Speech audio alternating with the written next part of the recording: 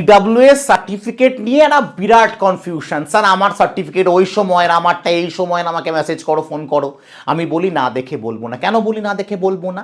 কারণ আমি একটা জিনিস বিশ্বাস করি, যে এক্সামিনেশনের নোটিফিকেশনে যাহা বলা থাকবে তাহাই সত্য, তার বাইরে সব মিথ্যে।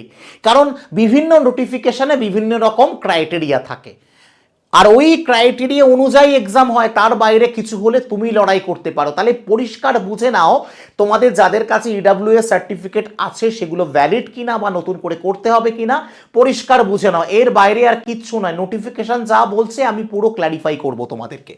দেখো, a person seeking an appointment on the basis of reservation economically weaker section must be ensure he and she possess the income and asset certificate valid for the financial year 2025-26 issued on the basis of income financial year 2024-25। অর্থাৎ 2024-25 এর তোমার income এবং asset দেখে 2025-26 অর্থবর্ষ, মানে যেটা April 2025-এ শুরু হয়েছিল, যেটা 2026 সালের মার্চের 31 তারিখে গিয়ে শেষ হবে,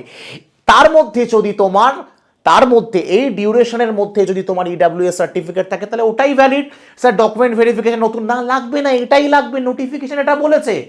তাই নিশ্চিন্ত থাকে, যদি রিসেন্ট ইডব্লিউএস সার্টিফিকেট থাকে ওটাই ভ্যালিড। ব্যাস, মোদ্দা কথা এটাই। আর এরকম সঠিক আপডেট সবার আগে পাওয়ার জন্য টেক্সটবুক বাংলায় জুড়ে থাকো আর এসএসসি জিডির ফ্রি ক্লাসগুলো করো।